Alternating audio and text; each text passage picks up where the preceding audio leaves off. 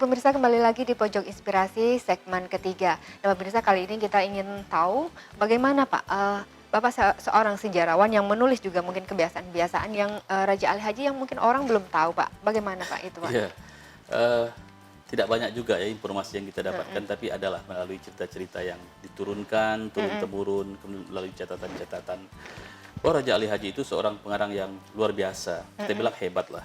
Eee, dalam karya-karyanya itu, misal itu adalah kalau kita teliti merupakan perlawanan kultural terhadap penjajah. Karena isi karyanya itu banyak yang melawan terhadap kebijakan-kebijakan penjajah Belanda pada masa itu. Tapi di sisi lain, dia berteman baik misalnya dengan seorang Belanda yang namanya Herman van de Wall. Mhm. Herman van de Wall itu yang seorang ahli bahasa Melayu berkebangsaan Belanda yang juga banyak membantu beliau dalam kegiatan-kegiatan menulis, misalnya mendatangkan kertas, kemudian buku yang sudah ditulis itu kemudian diperbaiki dan sebagainya, bahkan menyimak karya-karya Raja Ali Haji itu.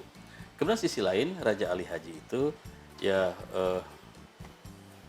kadang-kadang dia pergi meninggalkan Pulau Penyengat, eh, dari tempat yang hiruk pikuk dengan segala hal-hal permasalahan, karena itu adalah pusat pemerintahan, pergi mengasingkan diri ke pulau namanya Pulau Penghujan. Situ tempat ada rumahnya. Sampai sekarang masih ada tapak rumah Raja Ali Haji di Pulau Penghujan itu. Di situ dia berternak sapi. Berternak sapi, kemudian dia mendirikan pondok-pondok kecil, mengajarkan anak-anak mengaji, mengajarkan anak-anak berbagai pengetahuan. Sebulan atau seminggu balik lagi ke Penyengat gitu kan. Itulah hal-hal yang mungkin menarik dari sosok Raja Ali Haji yang seorang pengarang itu. Pak, kalau saya bilang mungkin selain daripada pengarang, beliau juga adalah seorang guru barangkali ya Pak ya? Guru ya Heeh. tentulah guru. Karena sistem pendidikan zaman dahulu itu mungkin berbeda dengan sekarang. Iya. Mengajarkan anak-anak itu di langgar-langgar, di masjid ataupun di surau-surau, kemudian di tempat-tempat yang saya sebutkan itu tadi. Pak, pada zaman sekarang kan sudah ratusan tahun ya Pak ya berlalu pada Ratusan tahun. masa itu sampai sekarang Pak. Kemudian Pak, untuk masa sekarang ini seharusnya bagaimana sih Pak kita ini agar tetap budaya Melayu ini, agar tetap peninggalan-peninggalan beliau tetap lestari itu Pak? Ya tadi seperti awal saya katakan, kita jaga, kita pelihara, paling tidak timbulkan dalam hati kita dan orang lain dan generasi setelah kita kebanggaan dan juga rasa memiliki dan tanggung jawab terhadap apa-apa yang sudah ditinggalkan itu.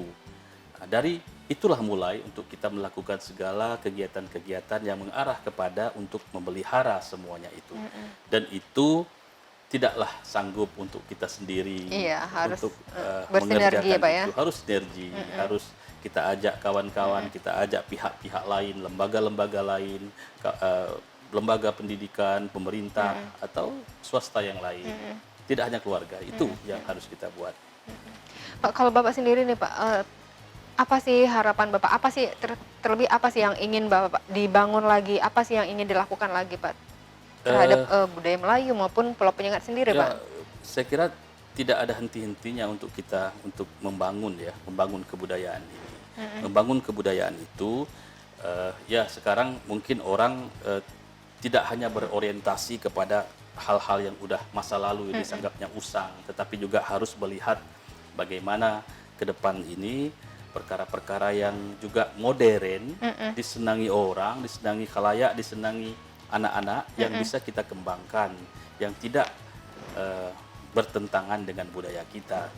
Kemudian kadang-kadang selama ini juga kita bersikap eksklusif ya, eksklusif buat lembaga-lembaga eksklusif yang terbatas. Jadi harusnya sekarang pemikiran itu sudah harus dirubah lah. Kita inklusif, dapat merangkul berbagai pihak, berbagai orang untuk masuk ke dalam wilayah ini dan bersama-sama untuk menjaga, memelihara dan mengembangkan itu.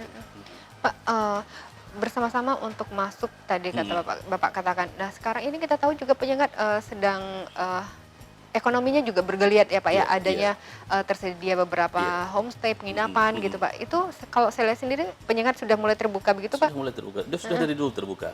Sudah dari dulu terbuka dan sekarang kemudian banyak kesempatan-kesempatan yang sudah masuk, kemudian banyak fasilitas yang ditambah, kemudian kesadaran masyarakatnya juga untuk tidak hanya berharap kepada pemerintah juga sudah bagus, mereka bisa action dan melakukan sendiri, yang punya modal, yang punya yang punya kekuatan lah, yang mendukung itu untuk bisa mengembangkan penyengat itu. Itu sudah saya kira berjalan apa adanya dan sekarang dalam tahap-tahap yang cukup saya kira untuk membanggakan, dan selanjutnya itu harus kita kembangkan lagi.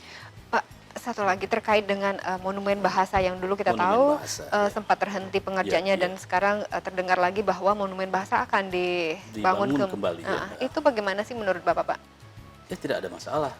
Kita meneruskan sesuatu yang tertunda ya. Monumen bahasa saya kira bagus lah. Itu satu bukti kita mengistiharkan kepada orang luar, kepada khalayak bahwa disinilah tempat bahasa Melayu itu. Disinilah puncaknya bahasa Melayu itu. Itu kan melalui satu monumen ya, monumen yang akan dibangun. Dulu tertunda dengan berbagai perkara, tapi kemudian akan dibangun lagi, ya kita menyambut baiklah. Paling tidak tadi pertama memberikan informasi kepada orang luar bahwa di sini tempat bahasa Melayu, dan kemudian ya lahan yang sudah digarap itu akan terselamat lagi karena Pulau Penyengat tanahnya sangat terbatas. Untuk monumen itu ada 2 hektar yang akan terjejas. Nah, seandainya itu terbengkalai, maka lahan itu akan rusak sebanyak 2 hektar itu, tapi sekarang akan dibangun balik, maka akan menyelamatkan itu lahan tanah yang sudah terbengkalai itu. Itu sangat bagus, sangat baik. Baik, Pak. Kalau terkait dengan peninggalan tidak saja seperti naskah ataupun manuskrip, nah mungkin alat-alat barangkali ya Pak ya, itu bagaimana Pak kalau sampai saat ini? Harusnya sudah dari dulu ya ada gerakan untuk mengumpulkan artefak-artefak lama itu. Paling tidak mungkin Penyengat itu sudah harus ada satu museum lah, mini museum atau apa untuk mengumpulkan itu. Tapi saya kira masih menjadi simpanan penduduk-penduduk pulau itu, artefak-artefak itu, dan saya kira mungkin boleh dikumpulkan. Kalau kita ada satu program untuk membuat satu museum, ya kita rayu masyarakat itu untuk bersama-sama menyerahkan Pak ya, menyerahkan dengan ya berbagai pertimbangan-pertimbangan itu. Ya. Saya kira masih ada, masih banyak. Misalnya begini. Nanti pada 19 sampai 21 Maret ini 2020 akan ada satu festival namanya Festival Penyengat.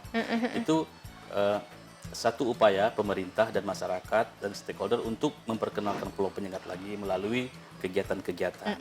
Nah, dalam festival itu akan kita tampilkan semaksimal mungkin bagaimana wajah Penyengat itu sebenarnya. Jadi ada pameran naskah, buku dan artefak. Artefak itu akan kita tampilkan, misalnya nobat, kemudian cogan, baju-baju lama Engku Putri dan sebagainya. Itu akan insya Allah akan kita tampilkan pada helatan Festival Penyengat itu. Iya, terkait dengan itu barangkali festival itu adalah salah satu kalender pariwisata. Ya, kalender pariwisata dari Kota Tanjung Pinang. Yang masuk ke 100 top event kalau nggak salah ya Pak ya. Iya, benar. Pak, ini berarti ini salah satu begitu pemerintah pusat pun juga begitu perhatian begitu ya Pak ya. Karena isu Penyengat ini mungkin Penyengat itu sudah menjadi perhatian orang ramai gitu kan, perhatian orang ramai. Ya, tinggal bagaimana konsep yang jelas yang kita tawarkan untuk bagaimana formula yang paling baik, yang paling bagus untuk membangun Penyengat itu. Festival-festival baguslah gitu kan, festival Penyengat, tetapi harus ada juga kegiatan-kegiatan yang misalnya ada seminar, simposium yang ujungnya nanti ada penerbitan buku dan sebagainya, itu juga harus ada di samping memperkenalkan kesenian-kesenian dan sebagainya itu tadi. Berarti artinya tidak hanya untuk kesenian tapi juga ada buku-buku yang ini Pak ya. Iya, betul, Baik Pak, mungkin terakhir perbincangan kita pada kali ini terkait dengan hal ini ya Pak ya. Kedepannya impian Bapak apa sih Pak yang ingin Penyengat ini harusnya bagaimana? Terus budaya Melayu ini harusnya bagaimana begitu Pak? Ya, Penyengat itu jadikanlah Penyengat itu sebagai pusat tamadun Melayu Islam. Ya, jadikan Pulau Penyengat dengan segala khazanah yang ada di pulau itu, khazanah monumental, khazanah intelektual, itu adalah tempat yang sangat-sangat baik untuk orang mengetahui alam Melayu yang Islam. Maka pulau itu adalah pusat tamadun Islam.